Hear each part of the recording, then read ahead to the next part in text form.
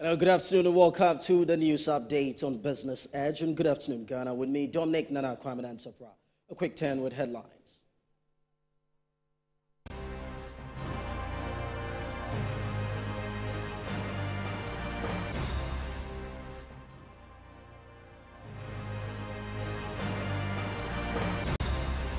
Our committee probing petitions filed against Chief Justice to commence hearings today.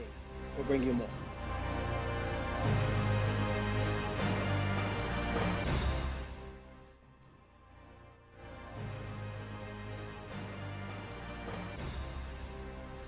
Now, only an estimated 2,000 out of over 2 million pensioners receive payment from SSNIT regularly. The Employment Ministry cites inadequate and incorrect data for its inability to cover all pensioners.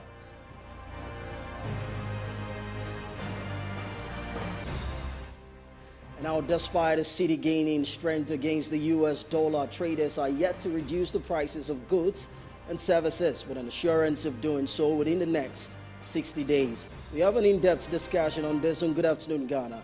This and many other more coming your way in 30 minutes. Do stay. We'll be right back with more.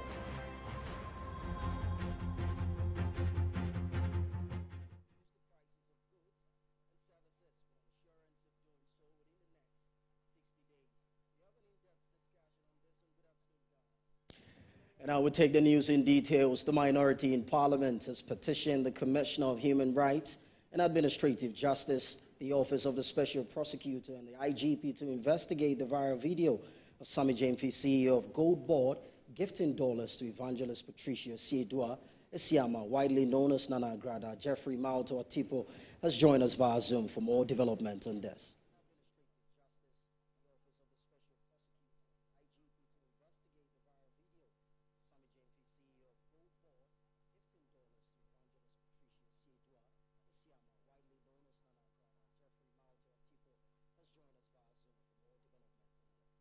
Hello, Jeff. Can you hear me? Yeah, I can hear you. Right. So let us understand what is happening. All right. So a while ago, we got information that the minority in Parliament is on their way to petition some security agencies. I'm talking about the STRAJ, the Inspector General of Police, the OSP, and Parliament over some issues that came to the public domain some few days ago regarding the Chief Executive Officer of the Gold Board, Sammy Gyamfi. We all know what came up when he actually doled out some dollars to Nana Grada, as we all know.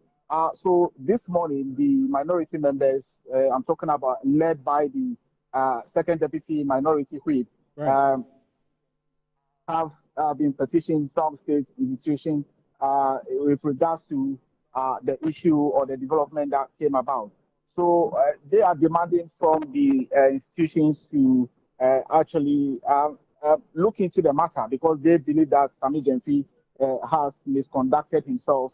The fact that he was able to issue some currency, which is not even a local currency, a dollar for that matter, to an individual in public, they think that the public officer, he has violated some laws, particularly with the introduction of the code of conduct by public office holders. The minority believe that it is very important for them, these institutions, investigate the matter and bring Sammy Gyamfi to face the law. So currently, that is what is happening as we speak. They are also saying that, I mean, for the presidency to have come out yesterday with a communique indicating that the latter has done nothing wrong and that they are no longer going to pursue the matter for them. They believe that there is some injustice over there as far as the Ghanaian population and the laws are concerned. So it is very important for them that these four institutions, I'm talking about STRAJ, I'm talking about the OSP's office, the Inspector General of Police, and Parliament should look very into this matter, into detail, to make sure that whatever justice that is there will be said. So that is what's currently happening now. I can tell you right now that Habib Idrisu, who is the Second Deputy Whip in Parliament, is leading this charge. They are currently at the police headquarters as we speak. That's where we are currently to petition the IGP on the matter. From here, we are going to be moving to the OSP's office where a petition will be, laid over there as well for the OSP to also do its part of what they are expecting, and then will end up in Parliament.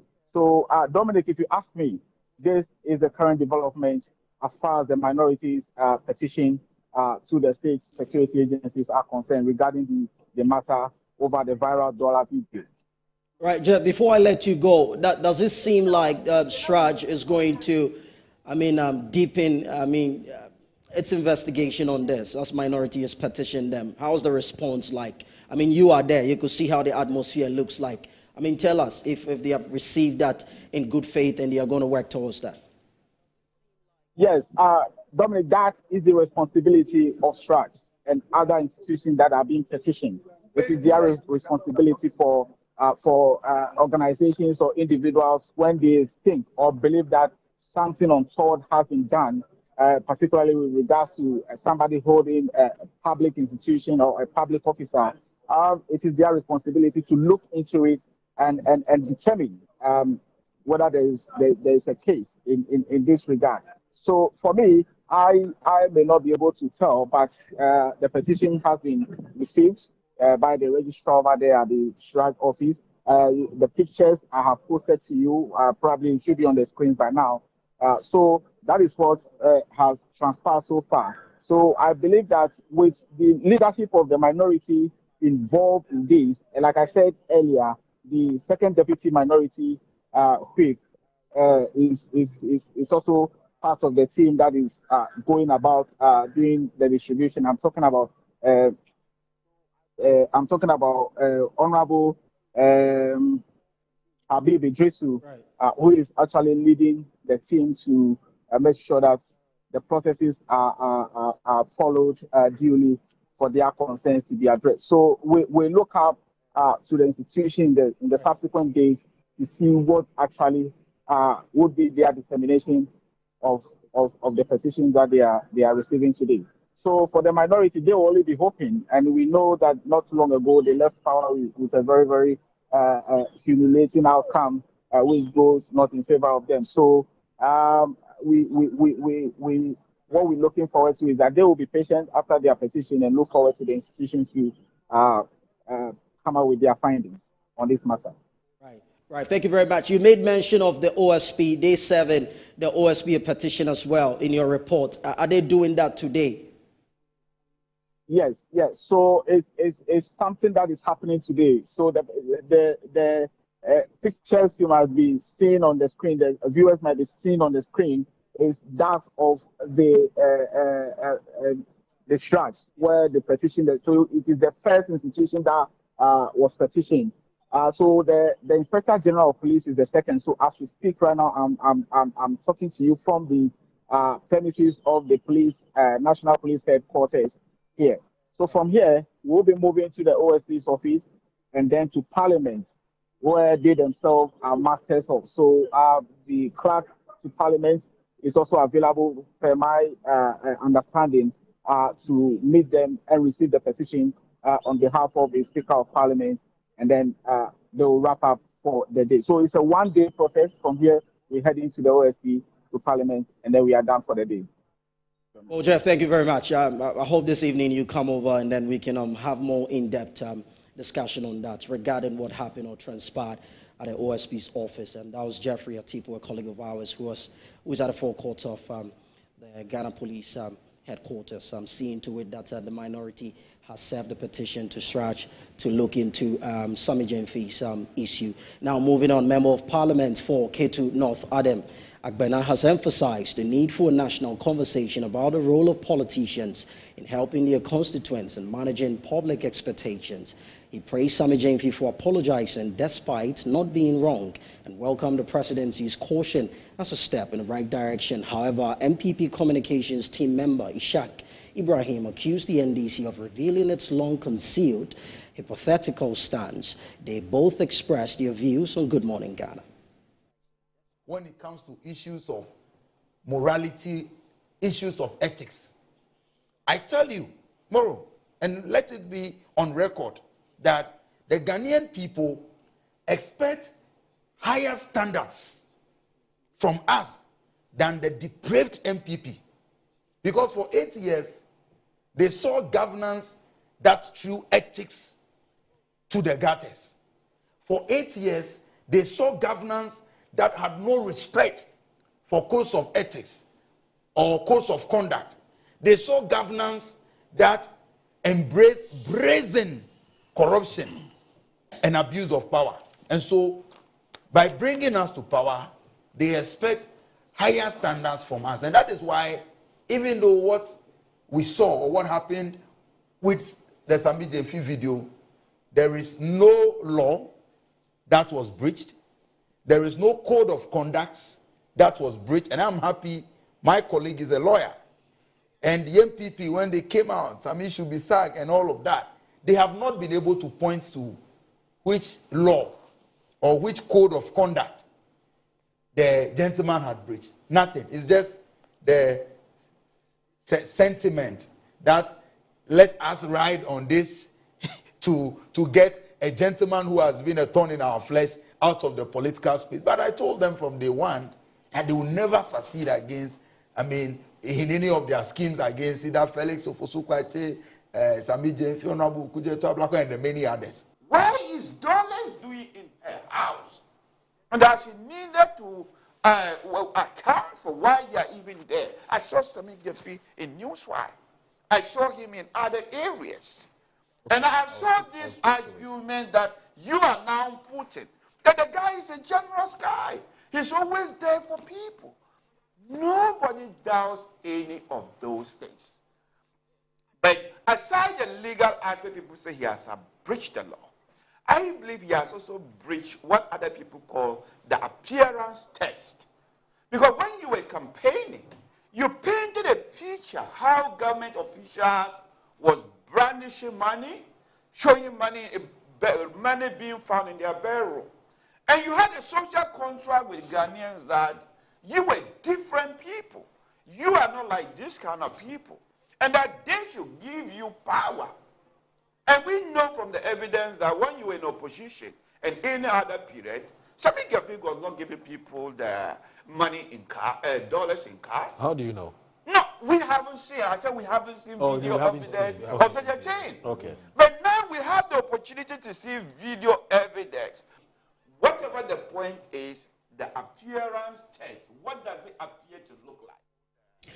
Now, Adam Senano, co-chairman of the Citizen Movement Against Corruption, has welcomed the presidency's swift intervention in the Sammy Gyamfi matter, noting that the caution administered has brought the issue to close. And Good Morning Ghana, Senano emphasized that while Sammy Gyamfi's action may not have been unlawful, politicians are expected to maintain a high level of decorum, especially in public settings.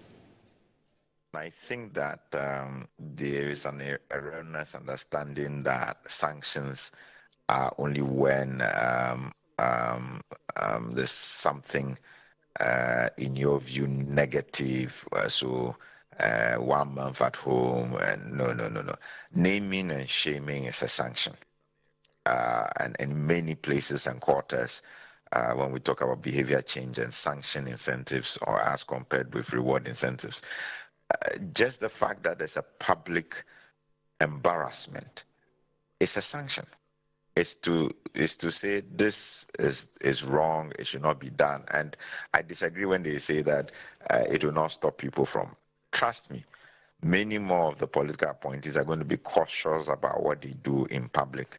And I'm not quite sure that they are going to be in the habit of doling out dollars, because you see, automatically what it could potentially trigger is somebody saying that what is the source of the money, and saying I'm going to one of the current with what they do. I myself have been asking myself, so what really was this about? Fact is, because you couldn't align the incident with an existing law or the code of conduct, I was wondering, so what exactly are we saying? I think because you don't find that this has been codified, and therefore, under normal circumstances, the thing would just have been to say, well, there's no breach of law, there's no breach of policy. But Ghanaians were upset. and not just Ghanaians, their own constituency. The NDC party faithfuls were upset. Like, we didn't do all of this, come from opposition for you to now start, doling out money. And so there were a number of issues where they realized that their own party faithfuls were extremely unhappy with this. And so you needed to speak to that.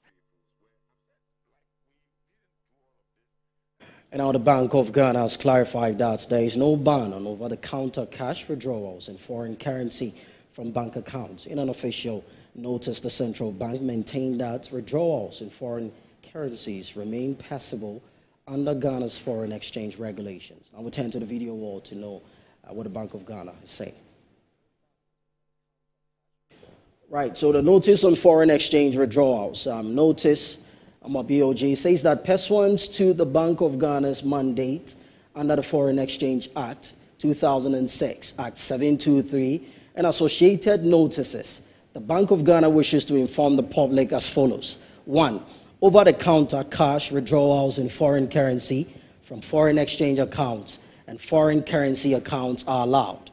Now, 2, it says that for non-foreign exchange currencies and non-foreign exchange amounts, account holders' foreign purchases for travel outside Ghana are allowed but capped up to $10,000 or its equivalent per person per trip. This must be supported by a valid passport, visa, and confirmed travel tickets as indicated in BOG. Now, third one is checks and checkbooks may continue to be issued on FEA and FCA accounts. Now, the fifth one is the bank has not contemplated reviewing these existing measures. All banks and the public are advised to take notes and comply accordingly.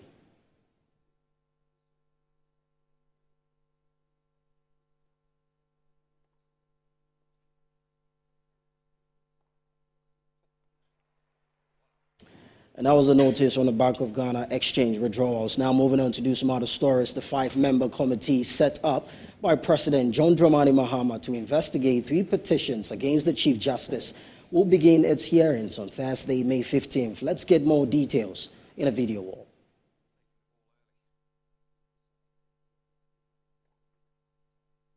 The committee is chaired by Supreme Court Justice Gabriel Scott and was established in line with Article 146, Clause 6 of the 1992 Constitution.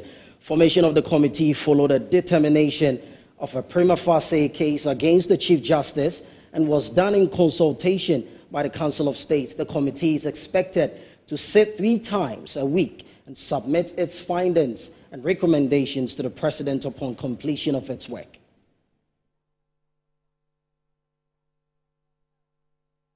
And now the Chief Justice, Gertrude Araba Isaba Saki Tokono, is currently under investigations following 5 petitions alleging misconduct. In response to these petitions, President John Dramani Mahama, after consulting the Council of State, suspended Chief Justice Tokono and appointed a 5-member committee to conduct a thorough inquiry into the allegation.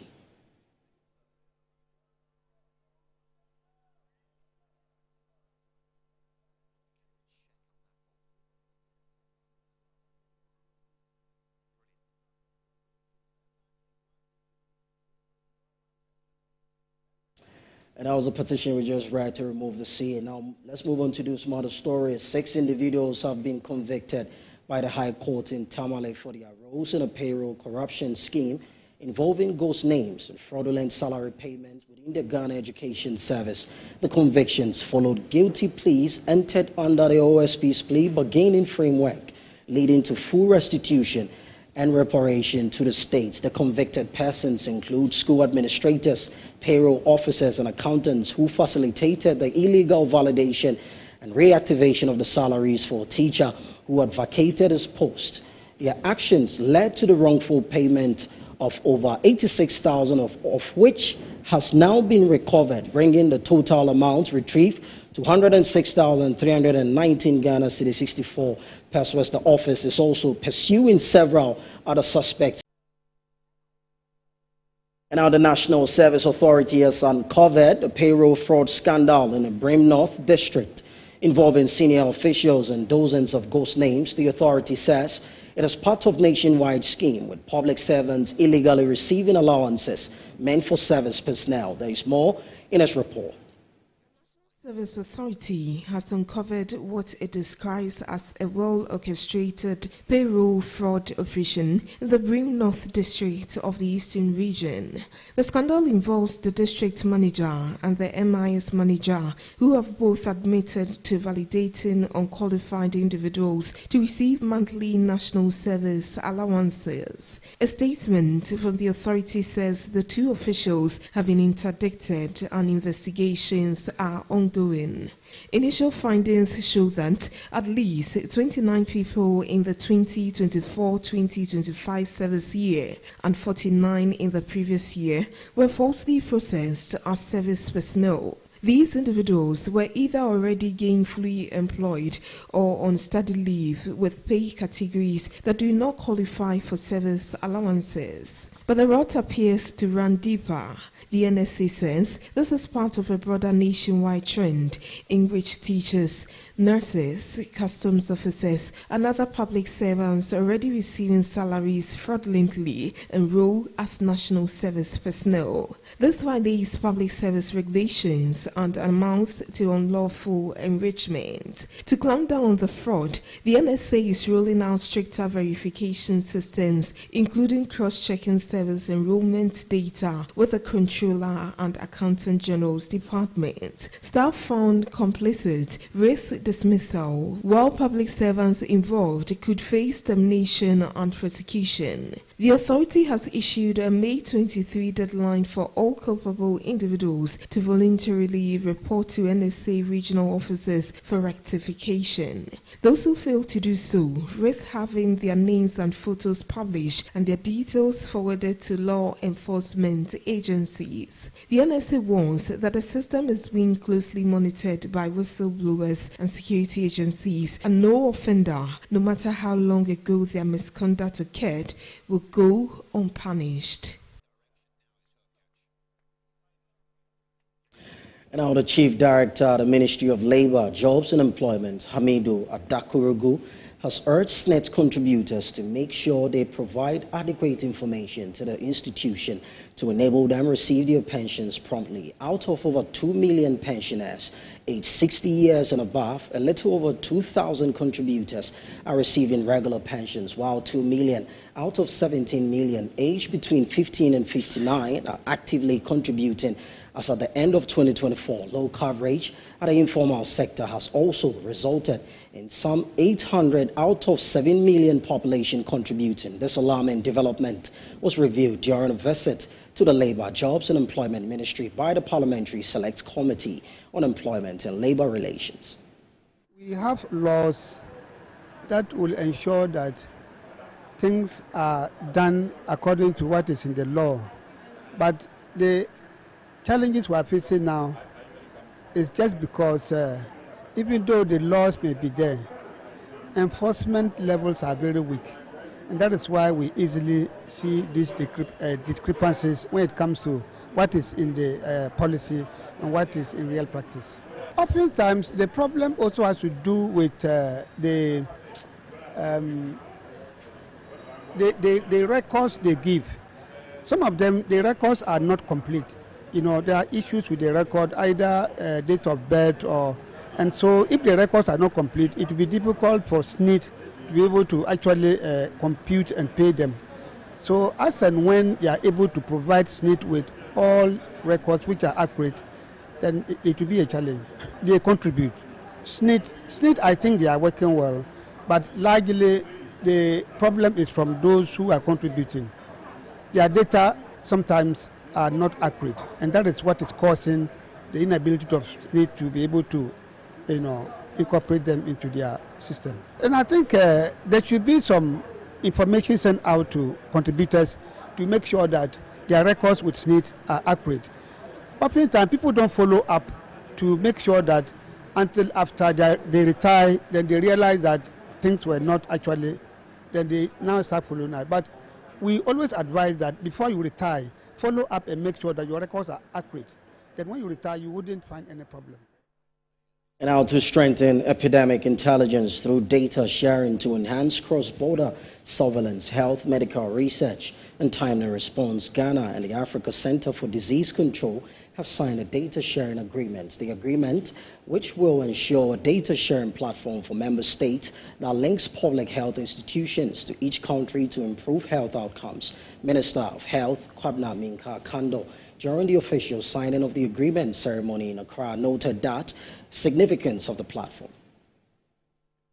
I think that there are other areas that we can continue to collaborate well with Africa CDC going forward, and amongst them are the strengthening of epidemic intelligence through data sharing and cross-border surveillance, which of course I'm happy to announce that today we have signed an MOU with the Africa CDC to be able to share data and cross-border surveillance to help us strategically prepare in terms of outbreak of these epidemics or pandemics.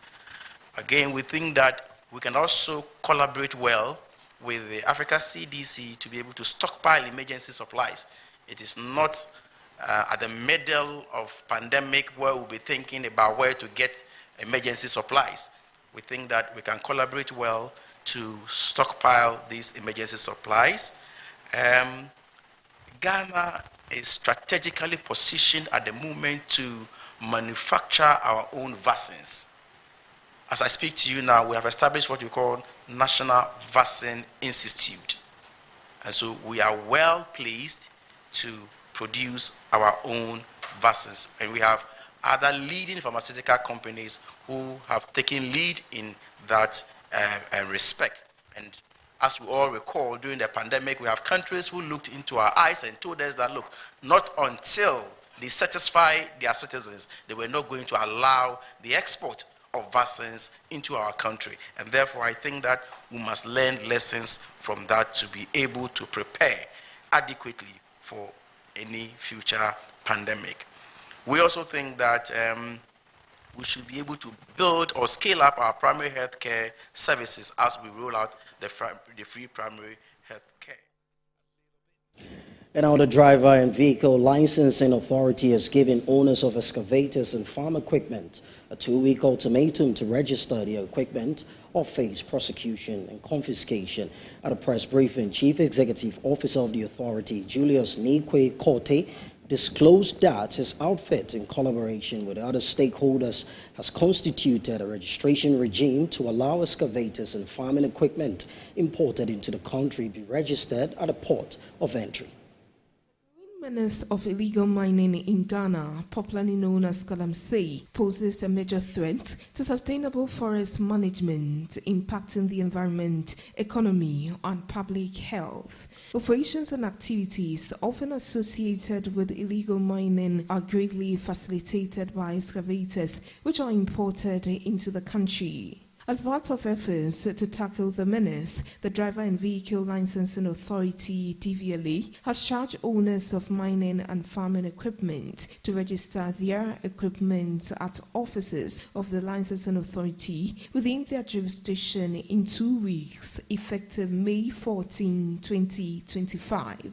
Today is 14th of May, 2025. We are giving every excavator owner, every excavator operator out there that you have 2 weeks to register your excavator, because most of the excavators that were found or covered on site were not registered, and the DVLA finds it to be so disrespectful and breaking the law. We are saying that we are not going to allow that to continue. If you have an excavator and you've not registered it, get to any nearest DVLA office. We have 34 offices across the country. Get to the nearest DVLA office and register your excavator and farm equipment. So far as it is mechanically propelled, you are mandated by law to get it registered. The exercise, according to the DVLA, is crucial to enable the tracing of ownership of these excavators and subsequent arrest of persons involved in illegal mining activities. Clearly, we are not meeting our goals as far as this illicit minings are concerned. And so, as an authority, if you look at the relevant sections of our authority, DVLA is mandated to register all vehicles. And by extension, when I say vehicles, we are using the word vehicle generically. It covers motor vehicles and equipment as well. So we are looking at the broad spectrum of equipment. We are looking at earth-moving equipment, specifically excavators, because we've seen that these are the equipment that are being used for in the destruction of our forest covers and environments. So we are zooming in the registration of these excavators in all our 34 operational offices across the country. And then specifically at the port of entry, we are starting an activity at the Tema port, which means that every excavator that is being imported into the country will be registered at the port of entry before it comes out of the port. The Driver and Vehicle Licensing Authority stands ready to partner with the other state institutions and agencies to execute its... We're taking a breather. We'll be right back. Do stay.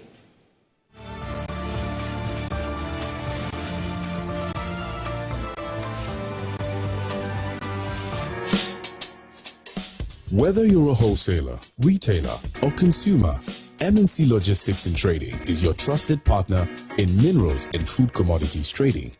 Experience the difference with MNC Logistics and Trading for your commodities trading.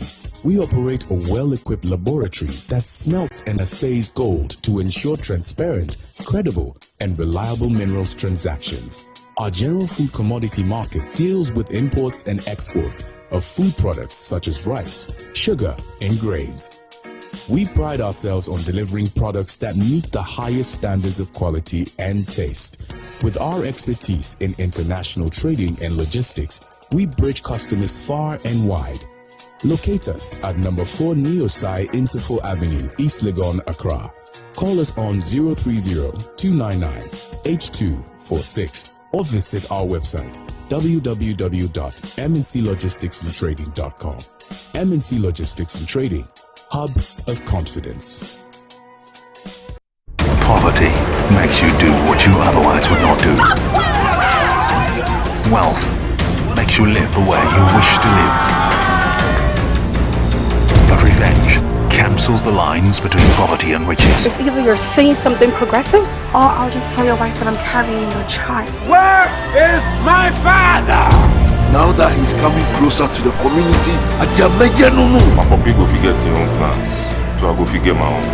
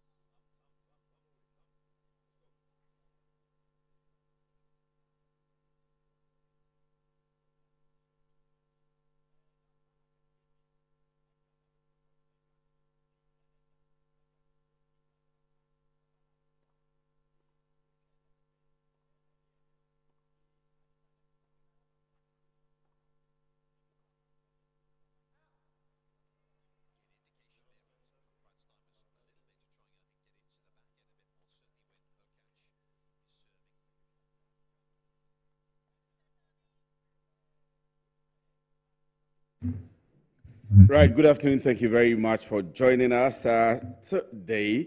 This is the Business Edge on Good Afternoon Ghana. If you just tuned in, Dominic has just ended the new segment of the show, Good Afternoon Ghana. We now move into the pure business. And today we have very specific discussions for you. Last week, we promised you about our discussions with the Ghana Union of Trade Associations on a number of issues that we didn't get to exhaust. There are still some ones which have been added up. There are several calls on the traders specifically and especially the ministry. So the ministry has eventually engaged, that's the Ministry of Trade and Industry, has engaged all of these traders, importers, exporters, the Ghana Union of Traders, freight forwarders, and so on and so forth, on the fact that we have had some stability. Do we even call it stability? Some appreciation of the currency, our local currency, the Ghana cedi, against the major trading currencies or the major foreign currencies. You can talk about the dollar, you can talk about the British pound sterling, you can talk about the euro as well. As we speak, we have the cedi trading against the dollar around $1 to about 12.5 thereabout currently. But we'll get to the details of all of those ones shortly. If we are able, we'll present to you the Forex assets today, and then we'll give you some roundup of tidbits on what's happening in the business world. If we're able, we'll do all that for you. But based on that appreciation, so now the cedi is not depreciating, so we may not even be able to talk about stability. We'd rather talk about the strength of the cedi against the dollar, the euro, the pound sterling, the yen, and those, so on and so forth.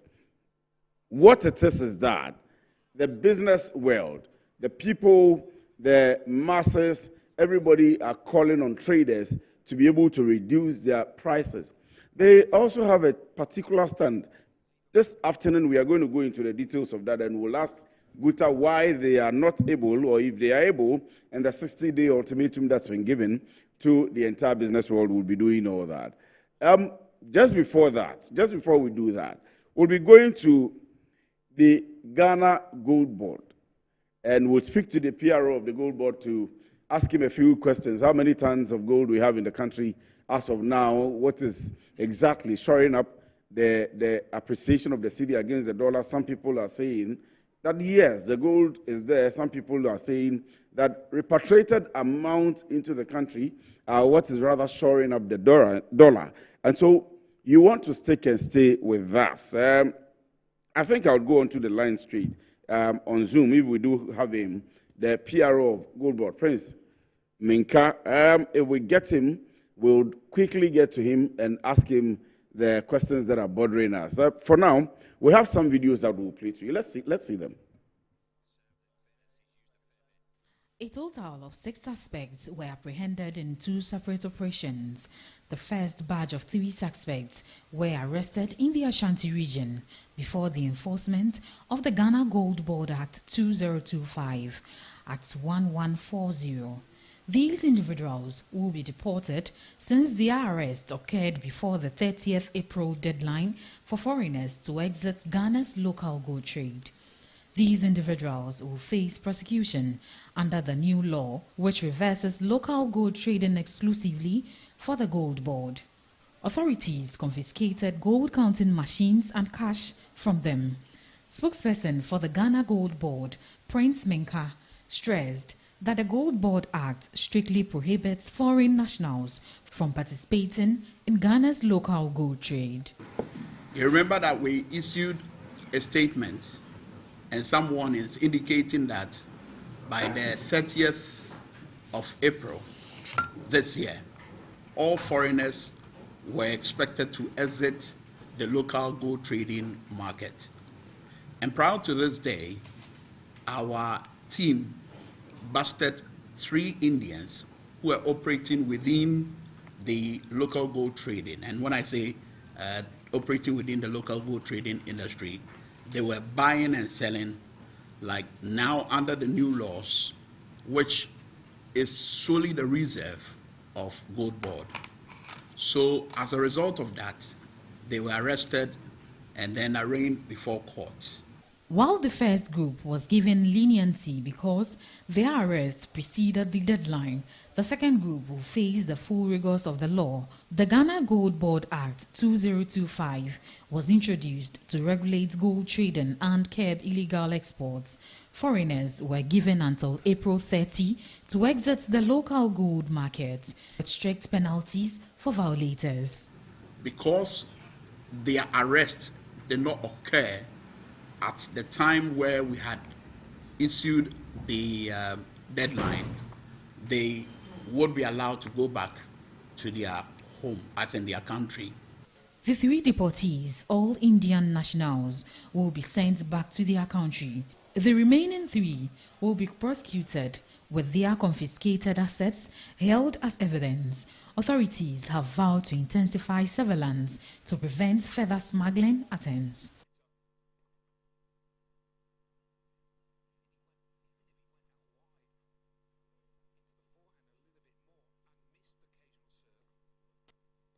A total of 6 suspects were apprehended in 2 separate operations.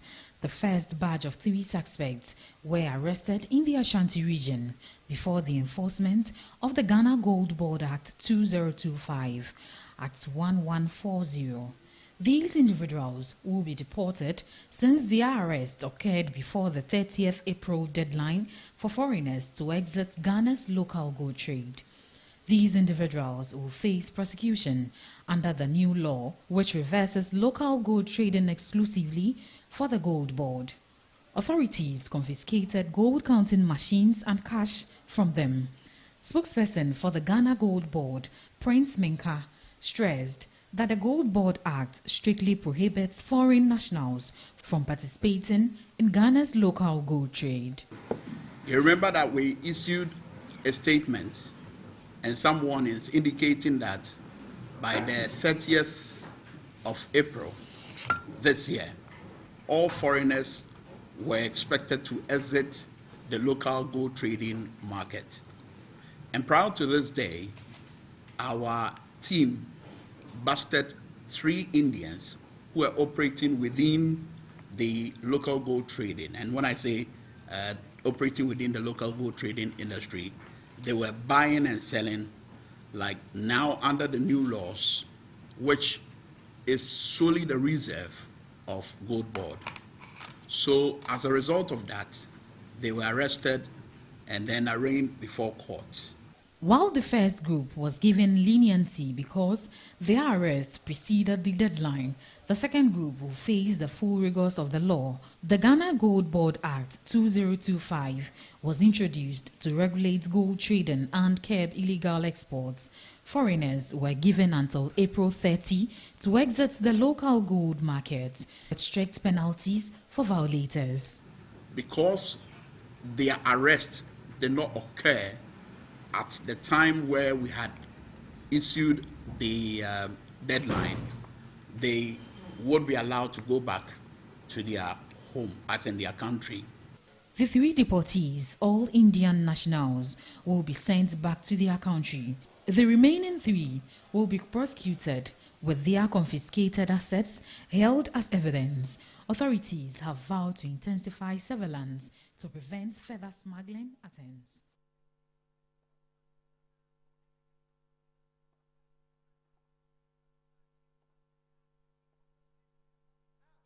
Sorry, that's a story from the Ghana Gold Board and what exactly is happening. Currently, we have Prince on the line. I'm told it's actually on Zoom. So, Prince, good afternoon. Thank you very much for joining me. How are you doing? It's been a while.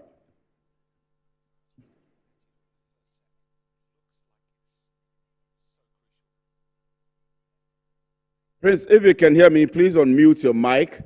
I can see you live on screen, so that I can hear you and your voice as well. Then we can proceed.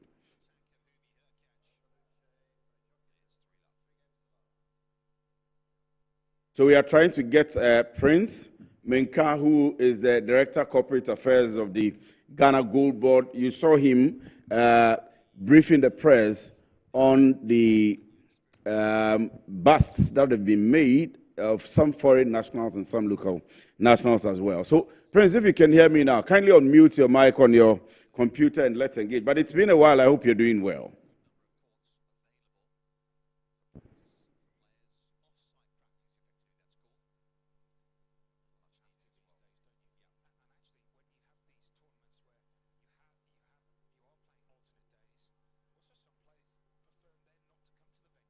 Well, we are having, or we seem to be having, some challenges with the network. We are trying very hard to get him to speak to us on some issues, what he spoke on during the press briefing, and some other issues concerning Gold Board. So, Prince, I can see you, but it looks as if the network is really not helping us. If you can hear me, can you give us a wave? Right, thank you very much. It means you can hear me. But kindly unmute your mic, and then let's have a conversation. Good afternoon to you, Prince. Good afternoon to you, Free. Very well. I can hear you loud and clear now. Now, thank you very much for joining us. I was saying that it's been a while, and congratulations to you on your appointment as well. Let me go straight to the point. We just watched the press briefing, and how many people have you arrested so far? You mentioned 6. Is that the case? Yes, six Indian nationals have been arrested so far. So there was the first batch, and then the second batch of 3 Indians who were arrested. So yesterday, we had 6 of them at the conference hall of the National Security whilst we were doing the press. And you mentioned that 6 are going to be deported back to their country. Why not prosecute them here?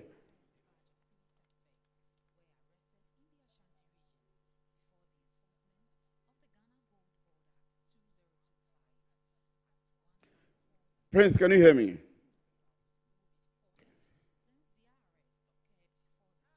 So if you're watching us, we'll still make sure that we bring you that all-important interview from my dear brother, Prince Menka, who is the Director of Corporate Affairs or the Head of Communications for the Ghana Gold Board. It's very key and important for us. We want to be asking him even how much they've been able to, should I say recover, or when the bust went on, how much they counted as in custody of the people. So I'm told that Prince is back. Prince, thank you very much for having the patience to stay. The network is really not helping us. But I was asking why you are not prosecuting the 6 Indian nationals here in Ghana, but sending them back to their country.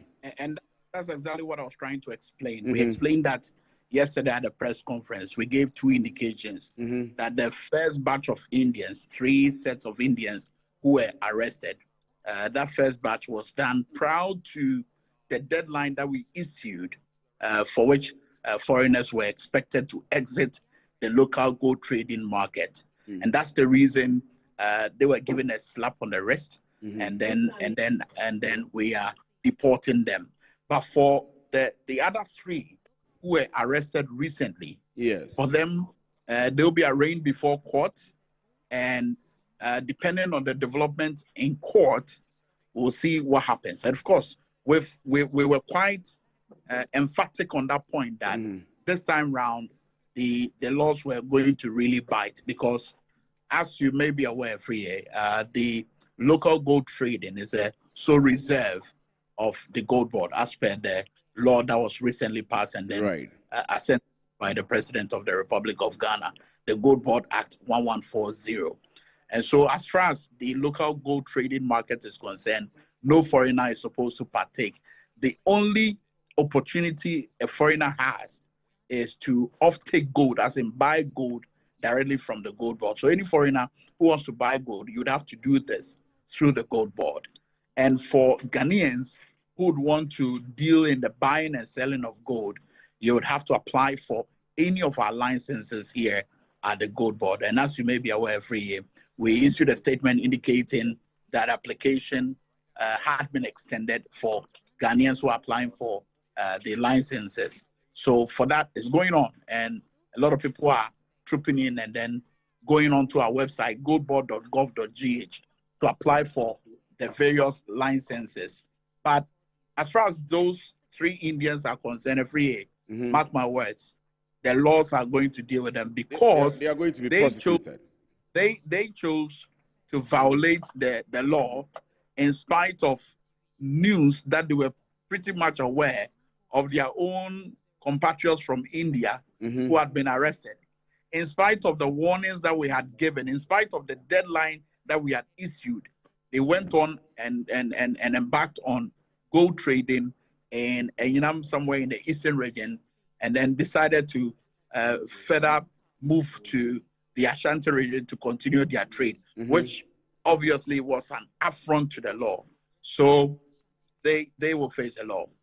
Okay, so let me be very clear, and I like the way you put it, that we should mark your words. These people are going to face the law. And that means that moving forward, if there is any contravention of the regulations of the Gold Board, i.e. foreigners or even local people who contravene the space that you are supposed to regulate, we are going to see action. Absolutely. Legal action properly. And leadership is very keen on ensuring that the laws really work. Because look, bottom line, the whole idea or object of the Gold Board is to ensure that Ghana gains maximum benefit from our gold and other natural resources. That's the whole idea. And the resultant effect will be on the strength of our Ghanaian city. And so yes, we are pretty keen on ensuring that the laws really bite and work, all because we want it to inure to our benefit as a country. Right. We see a stash of cash in some bags that you showed during the press briefing. Are you able to tell us how much were in the bags?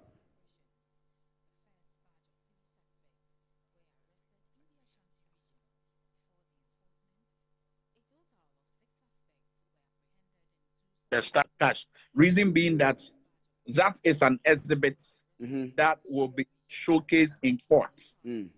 So, of course, you don't have to tamper with the exhibit. Okay. But we showcase the gold because the media wanted to be sure if what we're portraying to them was really gold. And so we took a couple of the sample and then showed it to the media. And afterwards, for your reporter who was present, he would attest to you that afterwards we had it wrapped up in their presence, so they will know that no one had tampered with the exhibit. Right. And you've read extensively when it comes to the Ghanaian law, so you know that when it comes to it, you don't tamper with them.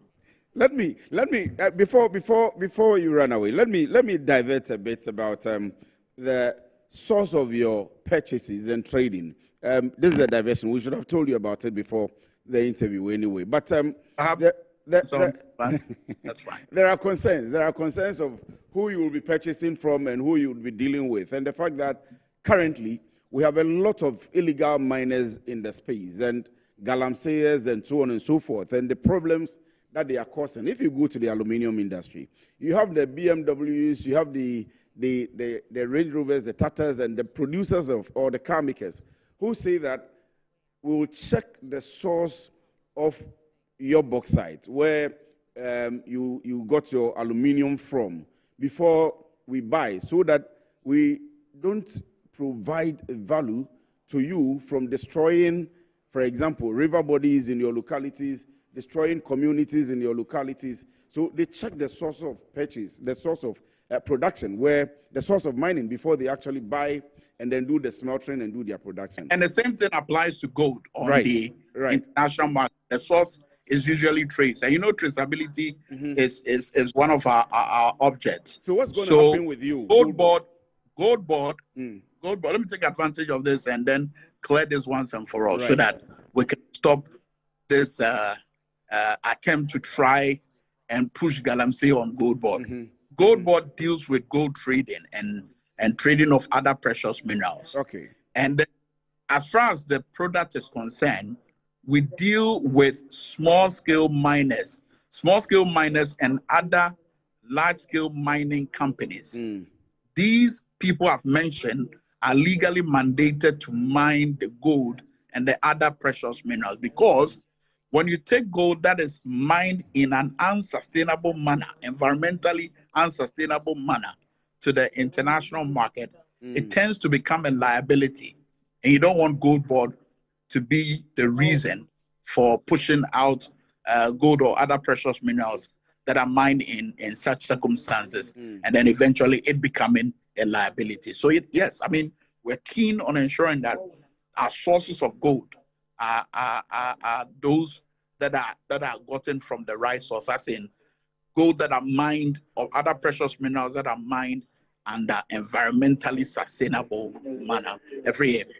Thank you very much on that point. But on the larger front, we see that the Minister of Lands and Natural Resources is doing a lot in curbing the problem, the menace of Galamsey currently. And I believe that, I mean, for us talking about environmental sustainability and the fact that you are going to trade legally with those who have been properly licensed, properly given the authority to mine so that we don't entrench Galamsey and so on and so forth. How do we, from your point, and with Gold Board, which is a new institution, come together to be able to resolve and reduce the menace of Galamsey? Like every Ghanaian, we are very much concerned about the destruction caused by Galamsey to our environment and water bodies and forests. So yes, I mean, through advocacy and ensuring that the right things are done and the right source. I mean, the gold that we get are mined from the right sources. Of course, that will be our indirect way of contributing to dealing with the menace. And in the coming days, so I'm sure when I get proper briefing, we'll come out forth with what we can do in regards to that. But for now, the focus is on the foreigners that were arrested, and that's our way of telling, I mean, foreign players within the local gold trading industry that, look, you're no longer needed. As of the 30th of April, you were asked to exit. So this is to reinforce the point that if you're caught within the local gold trading industry in Ghana, you face the laws. But your avenue, or the only avenue for you now as a foreigner, is for you to come and buy directly from the Gold Board. So the strategy is simple. Write a letter of intent. We will do due diligence on your company or yourself as an individual who is a foreigner. A meeting is set up. We sign a memorandum of understanding. We, Gold Board, will help you ship the gold to any part of the world you prefer every year. So that's also part of what you do. I only thought that you do the trading with the locals, and if you wanted to do the shipment on your own. But if any individual wants to ship, you provide support as well. If a foreigner wants to ship, if you want to export the gold, Gold Board does it. So Gold Board, as far as our objects and functions are concerned, exports, value addition, which is refining, smelting, assaying, buying, selling. We are that sole entity that takes care of all that. So, Prince, thank you very much for now. By all means, we'll get back to you, and I'm sure we'll get into much more details about how many tons you've been able to gather for the country so far, and what's going to happen with that, your dealings with the Bank of Ghana, and even the bigger players, the Newmonts, the Anglo Gold, and so on and so forth. So we'll get back to you. For now, we needed to concentrate on the bust that we've been able to make. So thank you very much for your time. When we are able to meet again, maybe in the studio or in your office, we'll get into much more details. Thank you very much. So Prince Menka is the Director Corporate Affairs of Ghana Gold Board, and he has been detailing us about the bust which has been made by the Ghana Gold Board in conjunction with the national security operatives of some foreign nationals who have decided to contravene the regulations of the Gold Board as regards no trading or foreign trading within our borders, or foreign purchase of goods within our borders. Everything has to be done through the Ghana Gold Board. We got the opportunity to ask him about how they are sourcing their golds and how lawful it is also. And he spoke to us about it, and the fact that they also give support to companies and individuals who are in the business of exporting, especially foreign nationals, the support that they give them. So that's Prince right there. Early on, we played an interview of his press briefing for you. I am moving on to the next topic. And last week, we're having a conversation. It was a very short one anyway. And it was with Mr. Charles Kusi Apia Kubi, who is the head of business and economic bureau at the Ghana Union of Traders Association. We began a conversation and we're talking about electricity tariffs here in the country, utility in general. And we're asking how the economy is going for them, the budget that was read, how it is making their businesses stable. And we had other questions to add on. For example, the coming on of AFTA and how they will take advantage of that. How do you want to support small and medium-scale enterprises to grow, and all of the things that come up. The Trump tariffs, how it will affect their businesses, and global, maybe we can call it the global war between the U.S. and all other countries. Yesterday or 2 days ago, we had new sanctions from some of the countries in Europe, and too many of the things happening. He promised to be back. I think he's a man of his word, and this afternoon he's back. Charles, thank you very much for coming back. My pleasure. In fact, you told us you were going to come back. Sure. We were doubtful whether you would have the time to come. I have to, because considering the pressure on you for Guta itself and then your personal businesses and so on and so forth. The greater responsibility is to the state, that's the nation. At any given time, we are ready to serve our country. That's why we have to make time to be here. But you know, last week, it occurred to me that I didn't ask you what you personally do, apart from Guta, and what business you are into. At least for coming in, we'll have to give you that space, maybe a minute or two to talk about. Oh, very well. We're basically into business support services. So we help businesses to structure business development. We do research for businesses. We also handle human capital resources for organization. Okay. Yes. Okay. But what's the name of the company anyway?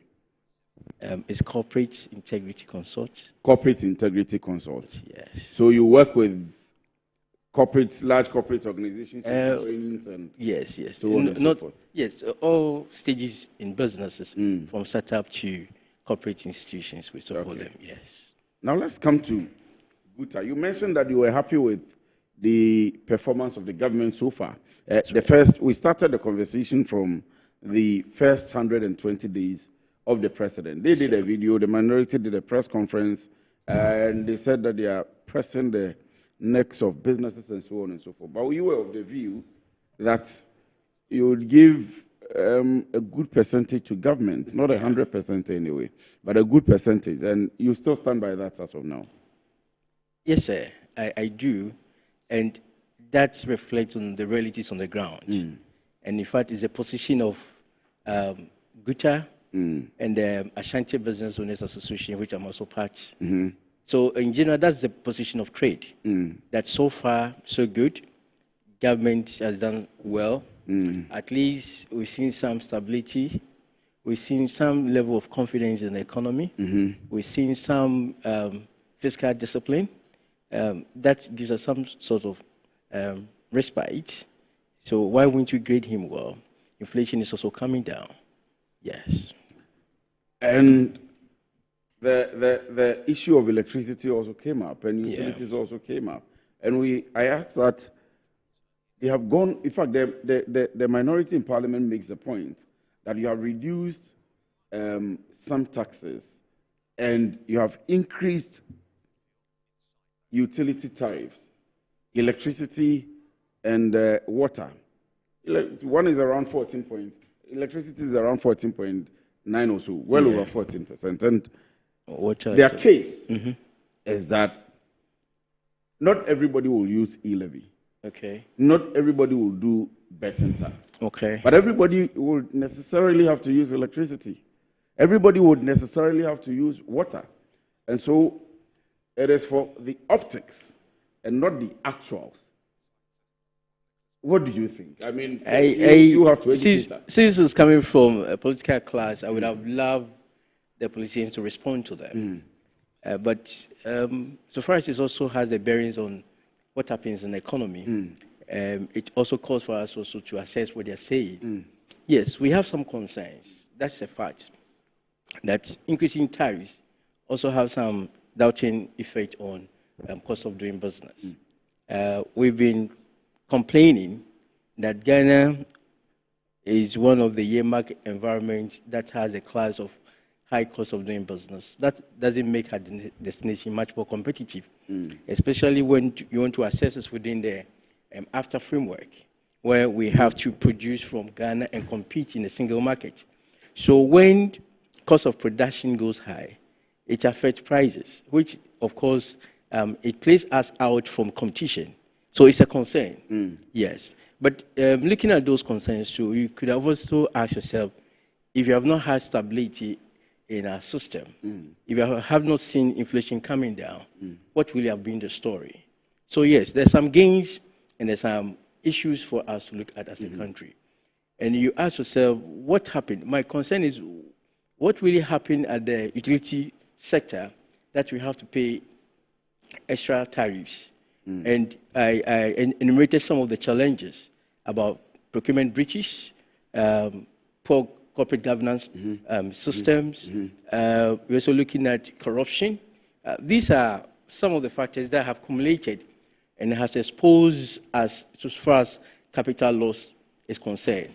And for us to stay alive as a country, to ensure that our industries also run, we ensure that we pay our power producers, it is important we make up to the difference. And that, of course, have to call for an increment in tariffs.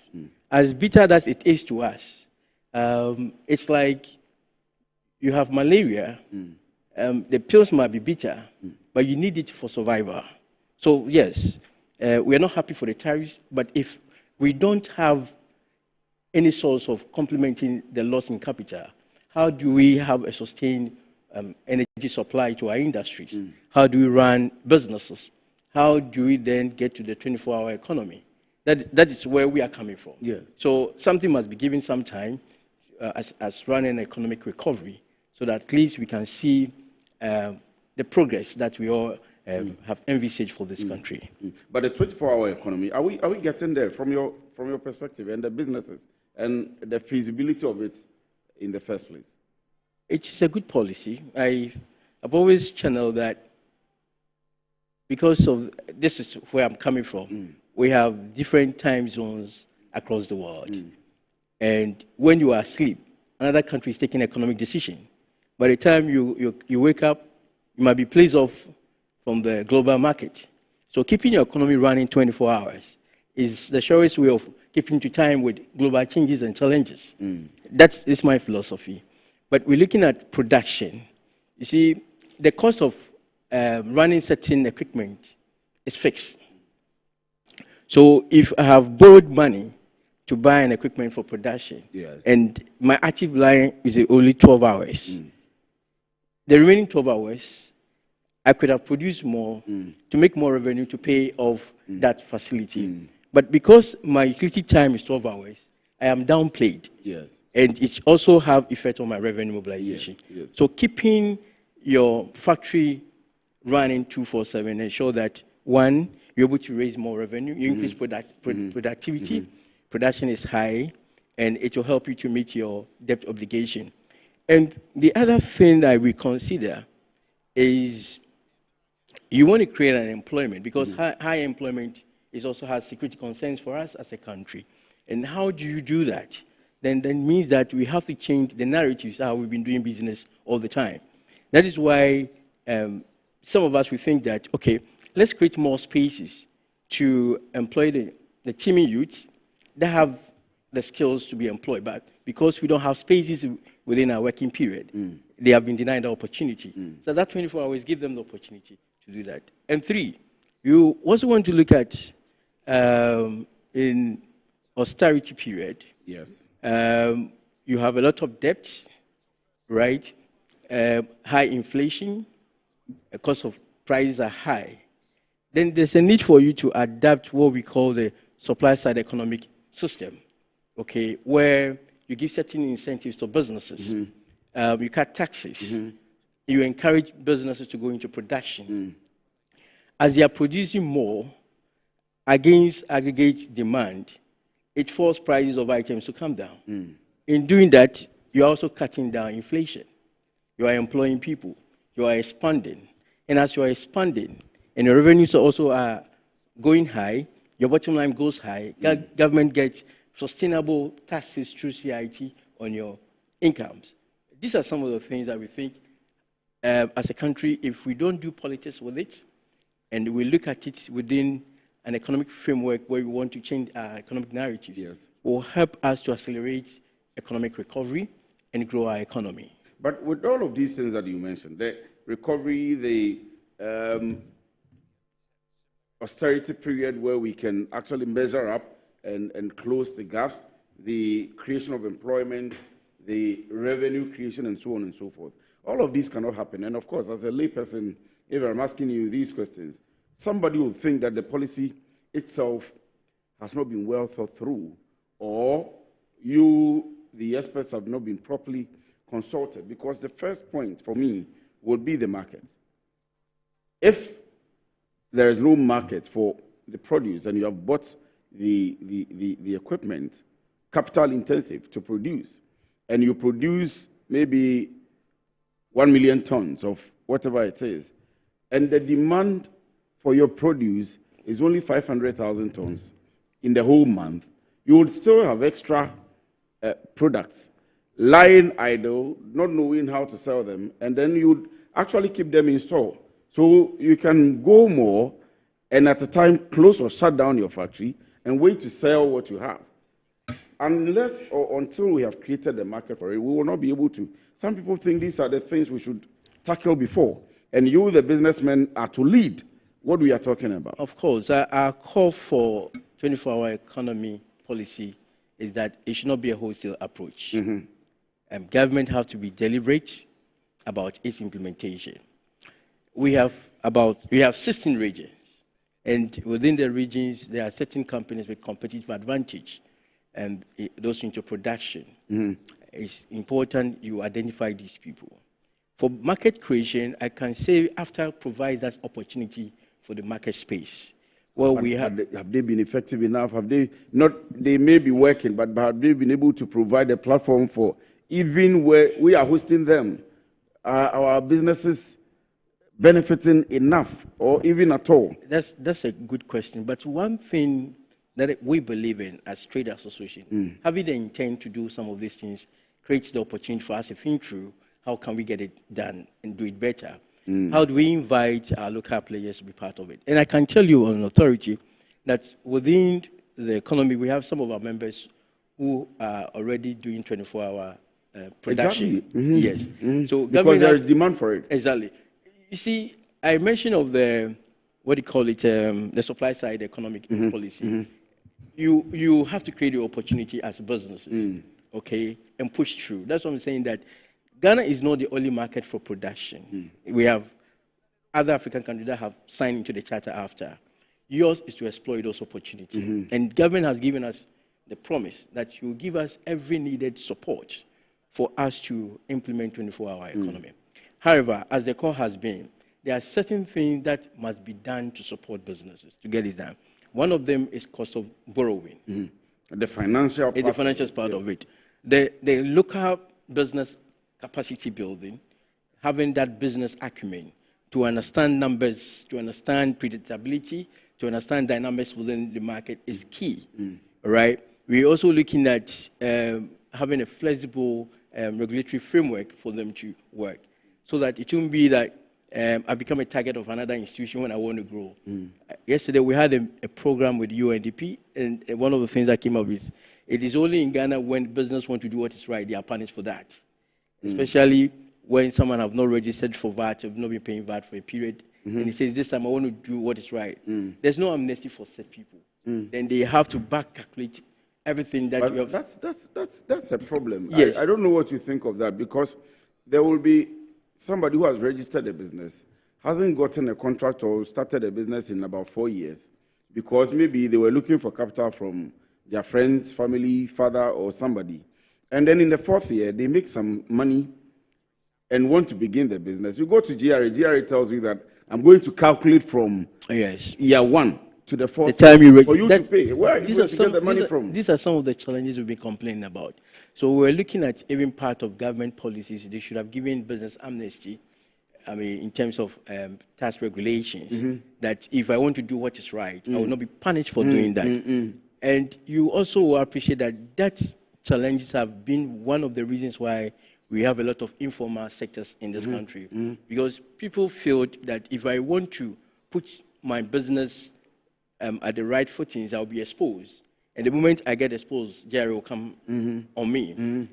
So can we look at how, therefore, we can make our taxes flexible, compliance much more important than imposition, right? So that if someone wants to do what is right, you either be awarded, you'll be incentivized to encourage others to come on board. You see, over the period we've been talking about government expand our tax net. They've not been able to achieve it because that kind of support, that kind of incentives, that kind of amnesty that business have to enjoy sometimes are absent. So I better want to keep myself in that obscure place and sell. And sometimes government is also short-changed in terms of this. So the time has come for us to look at our business environment and see what can be done, especially when we want to get to a stage that we can take advantage of after. And you said it right. We are lucky to host the Secretariat here. Yes. And what is the benefit to local businesses? How many businesses, how many local businesses are able to export? At what cost? These are the concerns of businesses. And if government is so much minded in implementing a very effective policy like 24 hours, you should be looking at it. There's a need for proper engagement so we can have a roadmap, how we can roll, what do you call it, the 24-hour economy. And we draw the attention to the challenges the 1D, 1F also had. 1D, 1F is a very good policy. Yes. But the challenge was about implementation. The challenge was about funding. The challenge was about banks mapping to different sectors' dynamics. So you realize that some of the banks, with our experience, understand some of this, not the policy, some of the businesses within certain sectors. You see, so when there's a mismatch in terms of product designs or funding, you give the business a difficult moment to start. 3, you realize that the source of funding was also a challenge, where government says, okay, I'm ready to absorb certain interest rate from the bank, business have to pay 10%. If government fails to fulfill its part of the repayment, it becomes difficult for the business to advance facility, banks to advance facility to the businesses. So what we are calling for is this. If we want to implement 24-hour economy, there should be a special vehicle in terms of funding for businesses, that the government do not necessarily have to depend on commercial banks for the funding, but there should be a special space, special vehicle that will be dedicated in funding businesses in terms of debt financing. That will ensure reliability, that will ensure full capitalization of businesses. Just imagine this. I've done my financial analysis, and I've realized there's a financial gap in terms of my production, and I need maybe 10 million Ghana cedi to augment my working capital. And I've signed up to maybe a 24-hour economy. And the bank says, oh, we can give you only 2 million Ghana cedis. The remaining 8 million. How are you going to get it? Yes. And that, of course, sets me to fail and to default in terms of my loan repayment. That's why we are calling for a special vehicle that will fund that policy, if indeed government is interested and committed getting it done for the effect of economic recovery. That is one of the policies we're pushing. But one of the other, apart from the markets and how you've explained it, one of the things that I see, which I've written down also, is the issue of small businesses. One way that we can shore up the economy is to support small businesses.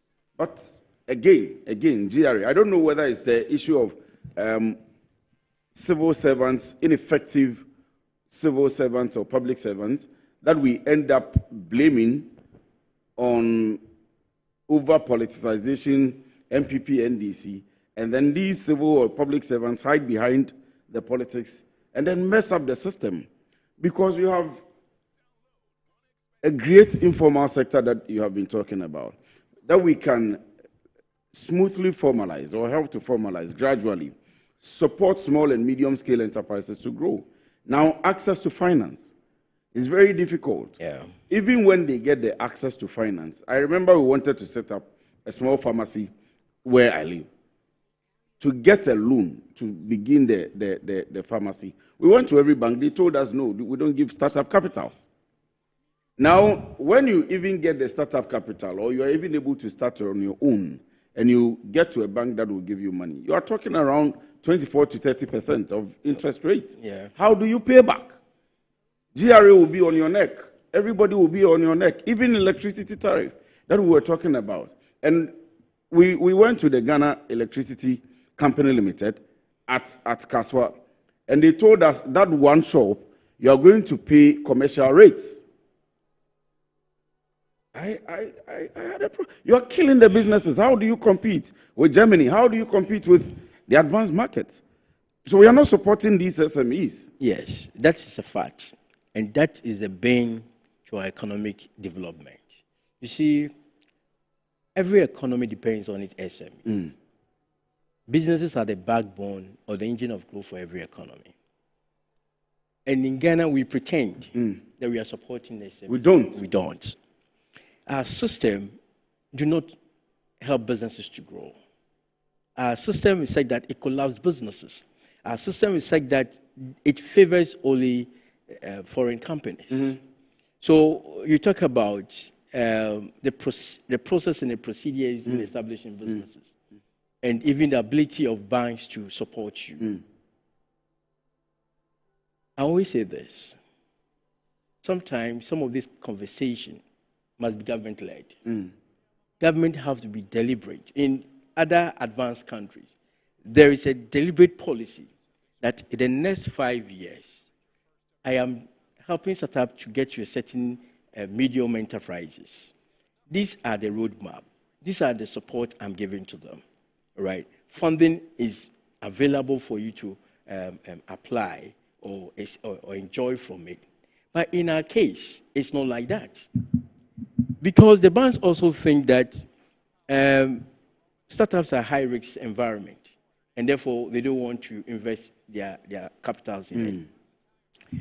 In such situation, I would have wished probably we fall on the venture capital, right, where they can get funding to support good ideas, good startup businesses, help in terms of management, in terms of technology transfer, knowledge transfer, and build them to a certain level where they can say, okay, we've done well, now you are good to go on yourself and withdraw.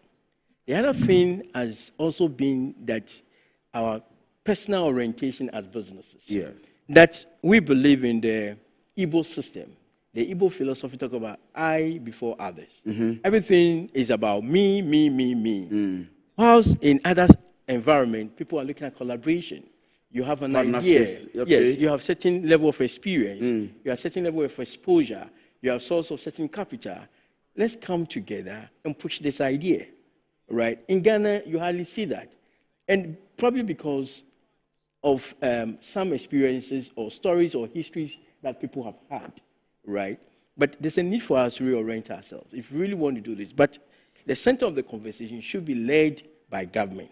That, let's take a typical example like the NDC that they are in government now for the next 4 years. The legacy probably they can promise business that the next 4 years ahead of us, we want to support startups, we want to support SMEs, we want to build up certain global giants that will be frontiers of our global change and compete in the global market.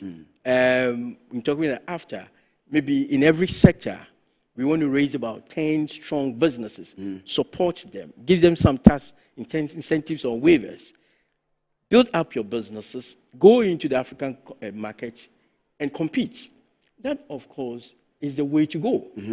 But until that is consciously and deliberately done, I'm sorry, we'll not go anywhere in the country. Do the politicians listen to you? I mean, when you come here, when the president comes here, I ask these questions that in the drafting of manifestos, even after winning elections, is there a social contract? Do they meet you? Do they put these in their plans, in their budgets? And we go and come around all the time around the table having these same discussions. Yes, I mean, that's another challenge. Of course, when every politician wants vote from you, they pretend they are listening to you. They pretend they want to factor your issues into their manifesto. They pretend they want to solve your challenges. But when they assume that leadership, the story changes. And we are praying. You see, the only country we have is Ghana. Yes, exactly. And it is in the good interest of anyone, being the president or the ordinary Ghanaian, to make Ghana a safe haven for business to thrive.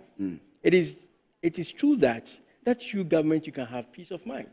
The point is, if businesses are doing well, you don't need to go to the international capital market to borrow. You can rake in enough revenue to take care of your capital expenditure, to take care of all your social promises and interventions you want to extend to your people. But if you don't listen to us, but it looks like it is only about the political class, the consequences is on you as government, and the downward effect is also on us as businesses. So you realize in the past years how businesses have been complaining, how we are talking about capital loss, how we are talking about capital flight, which is also affecting our growth. It is because the politicians always want to create that gap between us and them.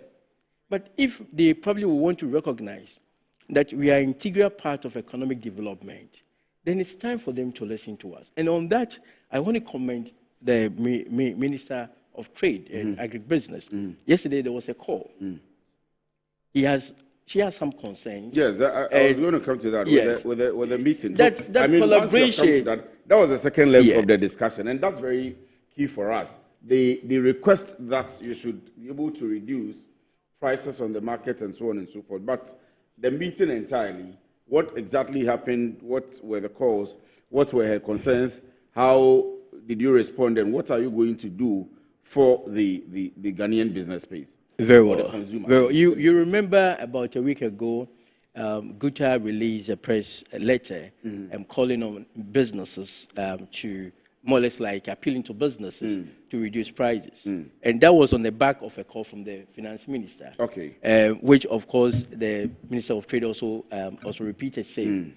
So there was this kind of confusion in the market.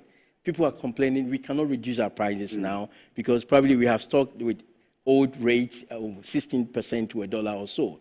So it will be on business-wise to reduce prices now. So such concerns were in the market. And as a policymaker, as a minister, I think he has an interest in what was going on in the market. So he invited both Gutta and AGI for the production side, we for most of the retail or the trading side, to see what can we do as key players within the economy in bringing prices of items down.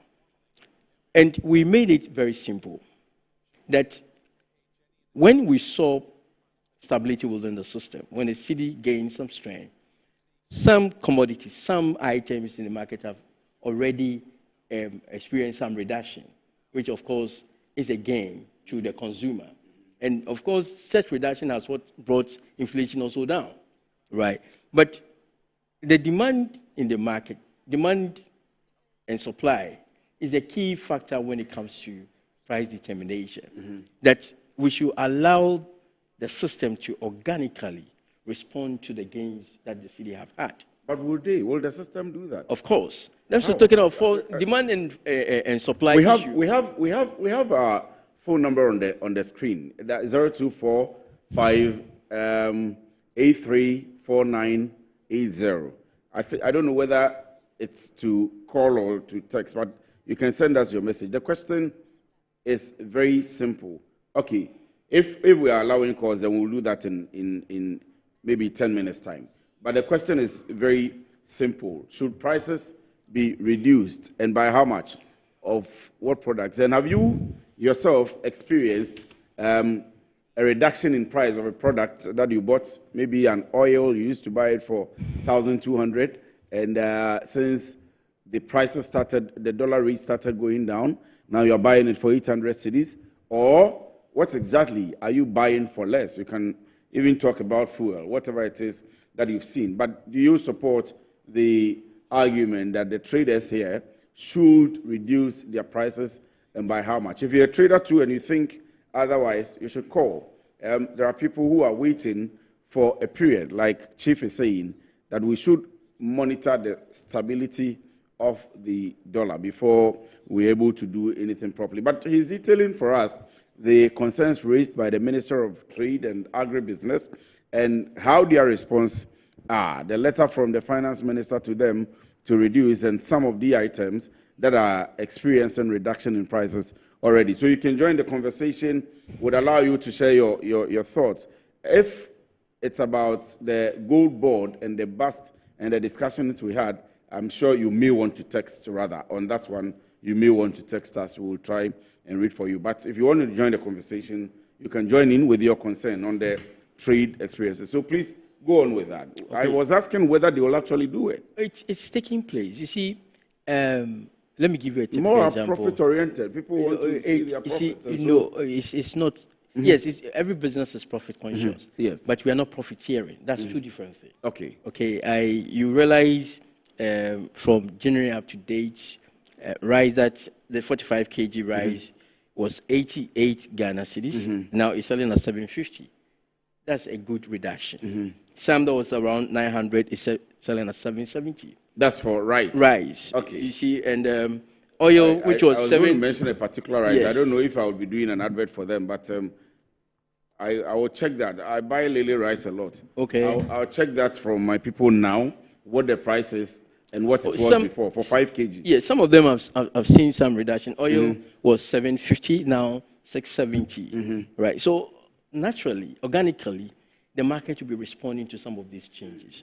But to see a drastic and a wholesale reduction of prices, we envisage the next 60 days, we should be seeing those things. Because by then, we have probably appreciated that this is the dynamics in terms of currency performance. But the organic, before you come to the wholesale, the organic, what will be the premise? Will it be demand and supply? Will it be competition? Of course, demand and supply is basically about competition. You see, if we are in the same lane and are able to restock at a lower rate and my prices are down, obviously every consumer will want to buy from me. But there are people who believe you have a cabal, or you set prices. No, we don't. You set prices, and so when Chief sets his price to 800 cedis for Lily rice that I buy, and then the dollar is going down, and you say, hey, let's set it to 750. Even though it could have gone to 650 or 500, it would still stay at 750. You see, a lot more money. I made this point that, yes, forex is not the only determinant in terms of price build-up. There are other factors. We want to talk about cost of borrowing. We want to talk about source of funding. If I'm using equity as my source of funding, my price might be different from someone using debt financing. Do you get my point? Yes. But we don't fix prices. It's the market demand. It's the dynamics within the market that determines at what rate are we supposed to sell our product. The point is, every businessman have some limits in terms of cost absorption. If beyond that, they cannot do that. So let's get it clear that we are conscious and conscious-minded people so far as doing business is concerned. If we are marked out because of prices, there's no need to blame business. We are also much concerned that for us as businesses, we thrive on turnover. High turnover makes us competitive, makes us profitable. A typical example, when you get to the FMCGs, a typical environment like those, say rice, oil, sardine, their margins in terms of nominal value is about 5 to 10 Ghana cedis, right? It is about turnover that makes our profit very, appreciable. Other than that, we don't make any good business. So there's no need to overprice your product and people are not buying. And you have debt to pay. You have staff to pay. You have other international obligations to meet. Again, some of your products are inelastic. And so no matter how you price it, we'll buy, like the rice I'm talking about. But some of them also have short shelf lives, and you cannot overstock it for a period. So there's no need. Let me give you a typical example. Sometimes you are there, and the bank will call you that your check that you give to your suppliers has come. You have low sales.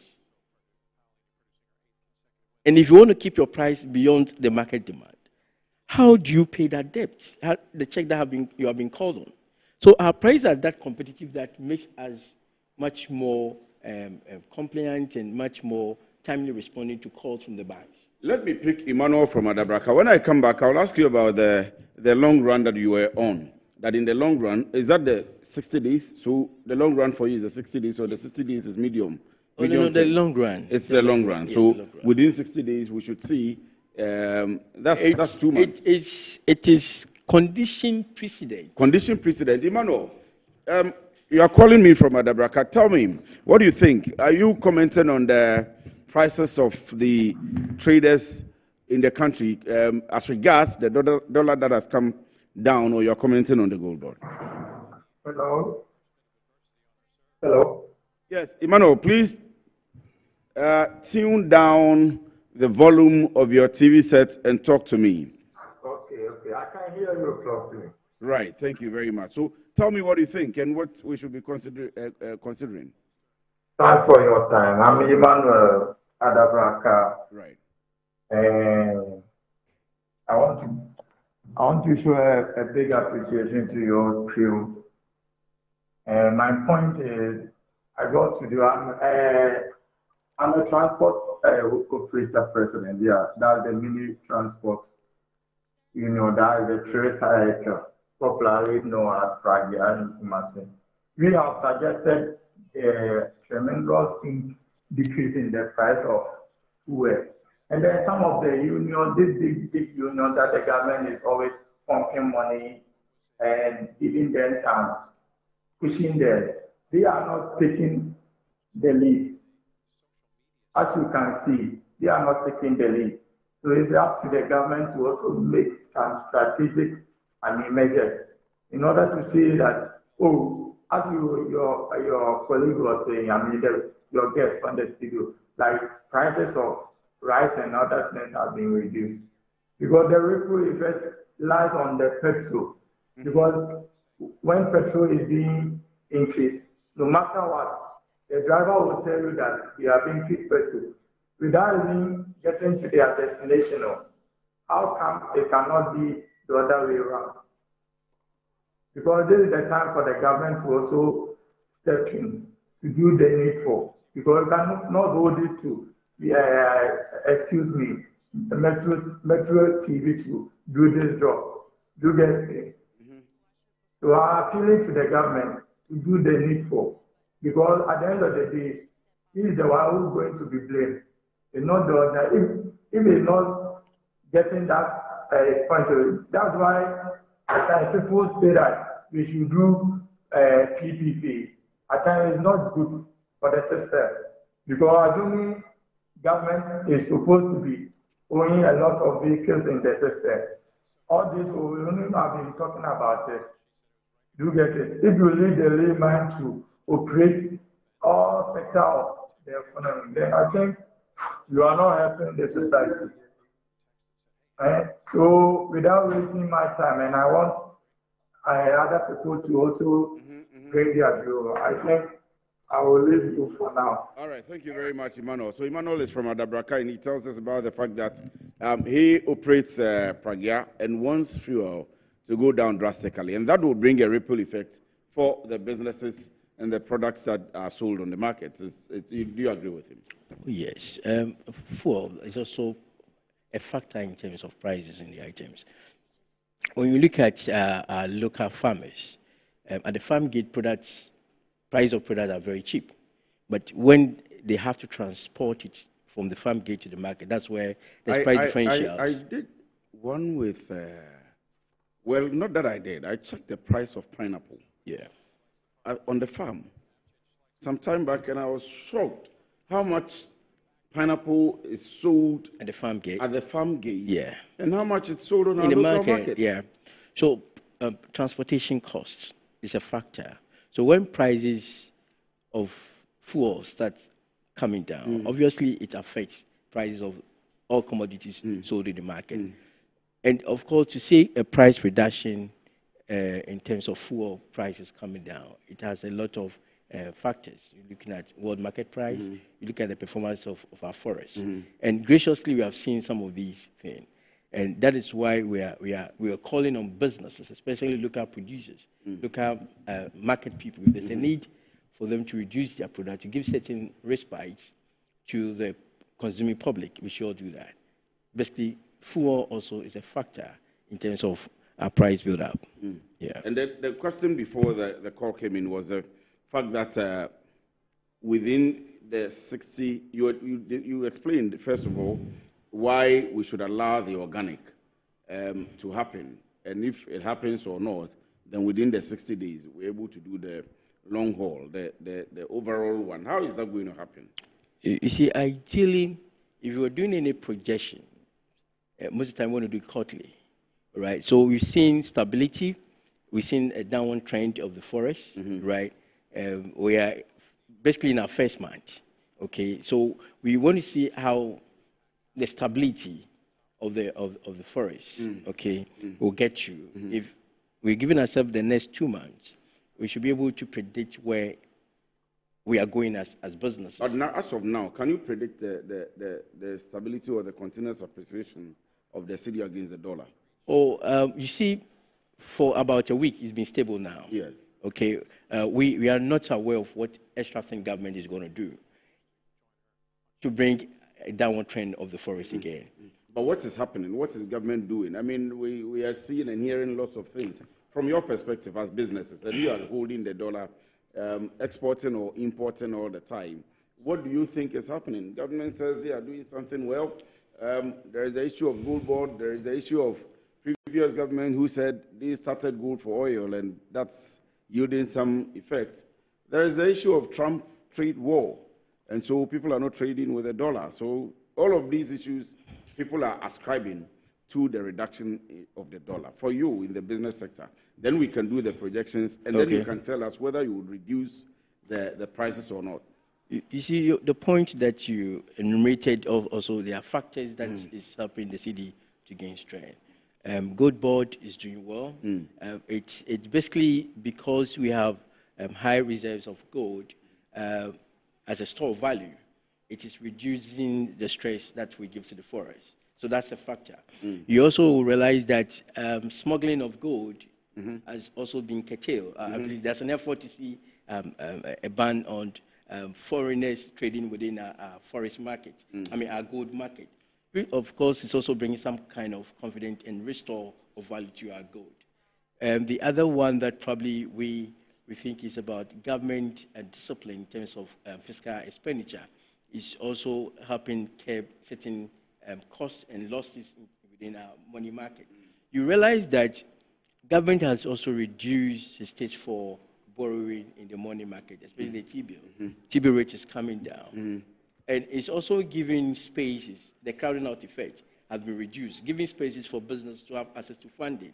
And that, of course, is also helping the economy to run the way it's supposed to be, giving us some level of investor confidence. And therefore, you can see some forest investment coming in through FDI. These are some of the things that we think is playing out for us to see this kind of results that we see as a country. But it's not artificial, as people put it, that either the ministry or the Bank of Ghana is driving it down forcefully. When you say artificial, if there's an artificial to bring us this kind of response, that is good. But those artificial will not happen by itself. It must be engineered by someone. And that's the managers of the economy. So if they can artificially bring us this kind of relief, then that is good. But to respond to that, according to the Minister for Finance, he says that these are thought through, pragmatic, and deliberate policies and interventions that they have adapted. And it's evident. Which means it should be permanent. But hold on. Kwame Menusapon is from East Legon. Kwame, tell me what you think. Thank you very much for joining us. Thank you, my brother. Good afternoon to you. Good afternoon. And a nice one to the expert on your program. Right. I just want to make a contribution on the part of the Forex. I'm talking of the foreign exchange regime. Okay. how the cedi has been performing against the dollar over the years. I'm not an economist, but I want to deal with the social aspect of it.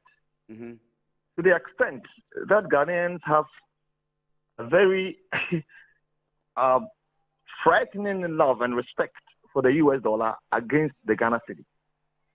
To the extent that people who are moving around and within the country prefer to carry US dollar on them rather than the Ghanaian cedi. When it is the Ghanaian cedi which is the tender for exchange of any goods and services. It's quite interesting. And I haven't seen people talk so much about the social aspect of it. Even if the government can, through legislate, that people don't boldly and openly price their goods and services in US dollars. Today, almost everything that you need to buy or want to buy. The real estate industry. Everybody's pricing rental, pricing in dollars. They openly price their houses, whether for rentals or for outright purchase. Hello, yes, can I listen to you? Hello, I think I can hear you. I'm Yes, sure I you're can hear you. trying to Go on, I can hear you. Yes. To the extent that they can boldly and openly price their houses in dollars. Even landed property, if one is going to purchase a land, it is boldly written that this is for a certain amount of US dollars.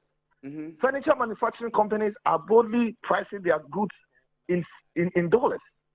It's quite frightening. Exactly. If the government really wants to do something about this, I think even if it can do so through legislation, can legislate that the dollar is used when we are going outside of this country. That is the only time that the US dollar must be of importance or relevance, not when we are moving within the country.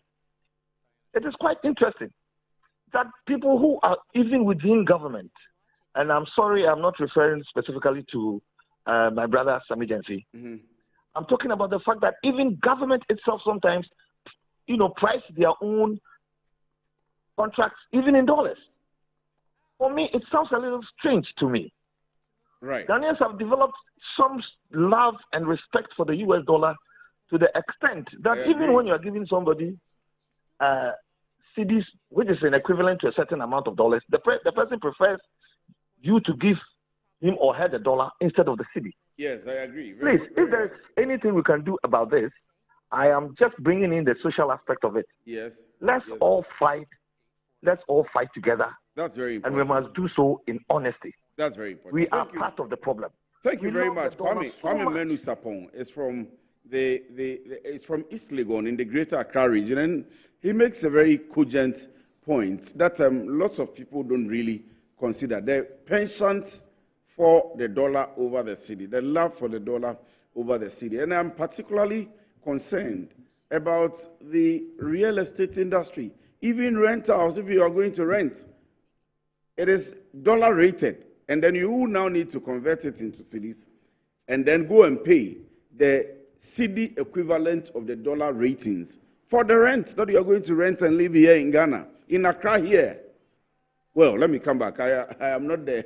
I'm not the guest today. So, I mean, these are concerns that everybody, and it has an effect on the entire business landscape. Of Exactly. I think this have to deal with the central bank in terms of forest management.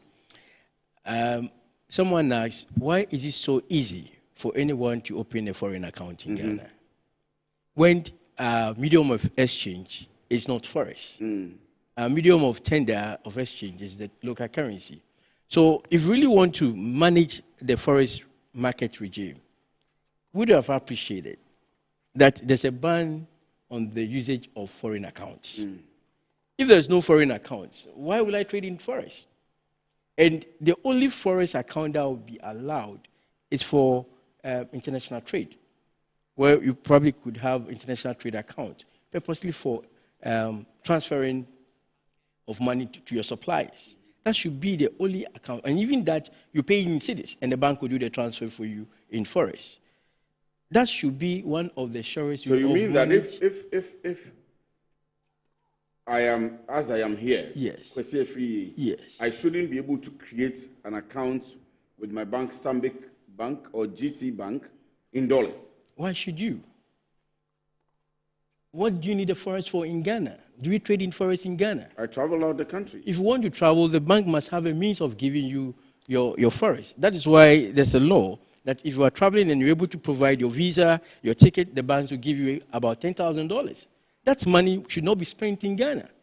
And when you are coming through the airport after your holidays or your business trip, immigration must check how much of the dollars are you bringing back. And they should allow you to change that dollar before you enter into our market. That is a way to reduce the stress and the taste for forest as a store of value. And that is how the city can gain strength. We also want to talk about this. You see, when you go to China with dollar, you don't trade in dollar. You have to trade in Chinese yen. Is that not the case? Even in South Africa, I mean, the rand, you can't do anything in. So therefore, can we be looking at a trade arrangement between Ghana and China, where we don't need to do the transfer in forex in terms of the dollar, but probably can use the yen as a means of transfer to them? That in a way you will be reducing the pressure on the major currencies, foreign currencies, I mean.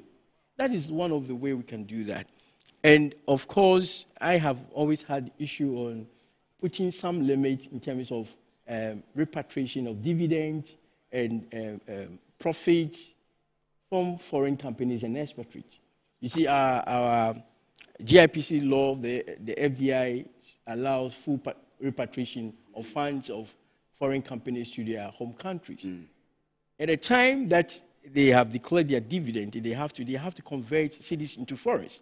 So you look at the trend between February, March, where most of these repatriations are done. That's where you see the dollar outperforming the city. Yes. Can we put some kind of limit? We stagger the transfers. In that way, it reduces the stress. That, to us, is one of the surest ways of seeing stability of the city and that of the forest within our market. I have Kobe from Kintampo. Kobe, talk to me. Good afternoon, and thank you very much for joining us. Yeah, good afternoon. Good afternoon to you and your experts. Listen, for me, I think I side with your expert who is saying that prices will disorganically destabilize.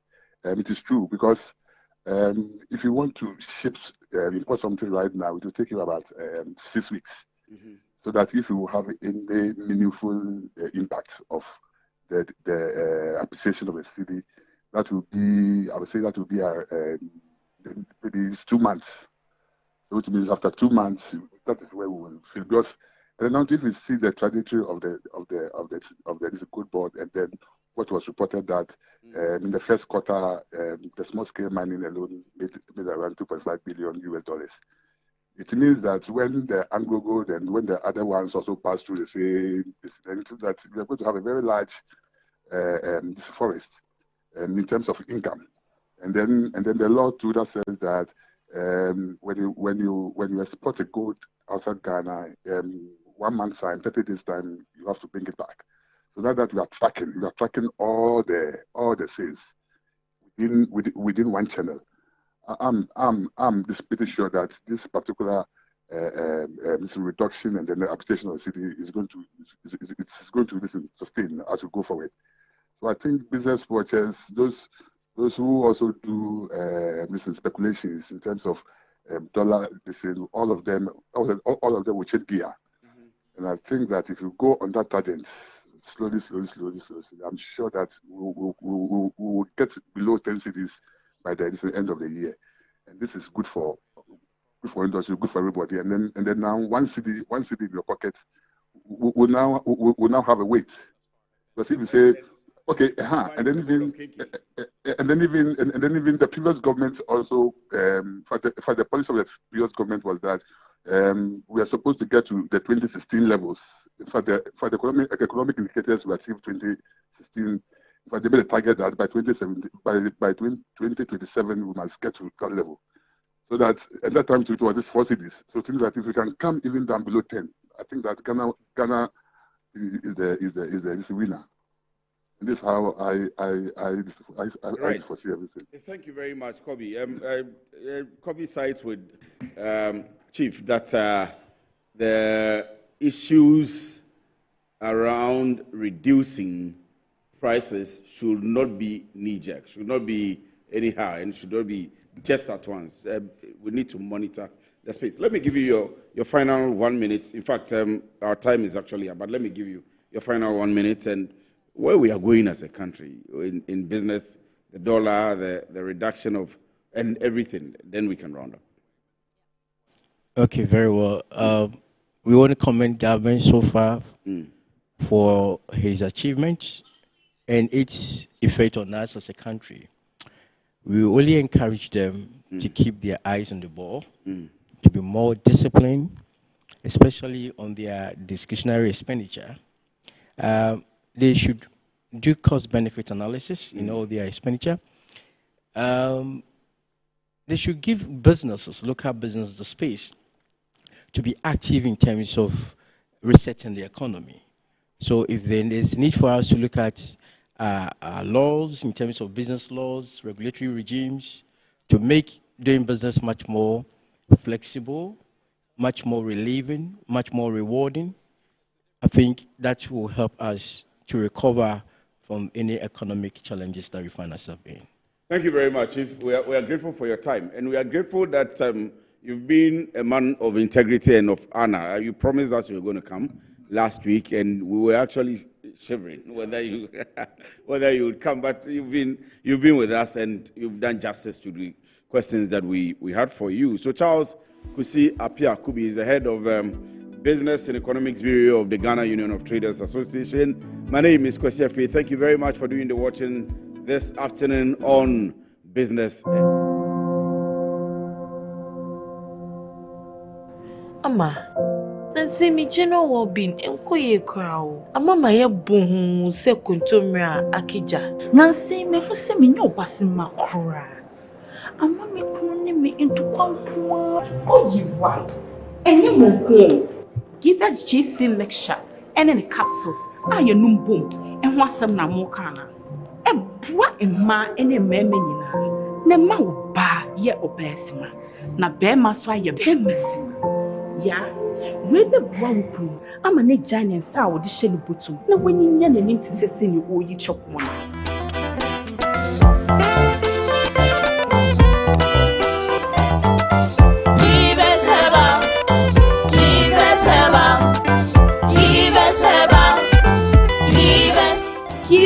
GC mixture and a capsule. A painful battle, one more menu for one and Quadawin if you do me. MNC Group is a leading investment holding company with expertise in minerals and food commodity trading, precious minerals refinery, real estate development, and logistics and energy. With individually registered companies, our headquarters is located in Accra, Ghana, with operational offices in Dubai, UAE, Hong Kong, and Guangzhou in China, Johannesburg in South Africa, Virginia in the USA, and Milan, Italy. We connect business markets and drive growth. Trust us to maximize value in every deal. Call us on 0302 551 917 or 0302 551 918 or send us an email mncgroup@mncgroupgh.com. MNC Group, totally reliant. Hi friend, where are we going today? Just use your imagination. Go, go, go! My family is the only thing that matters to me right now. This is the stuff that Noni dreamed about. These guys are the best. GoTV's ready to take you from your hometown to roaring stadiums and even on international adventures. So let's go together, from home or on the go with GoTV Stream. Sounds like a great idea. Woohoo! GoTV. Love it.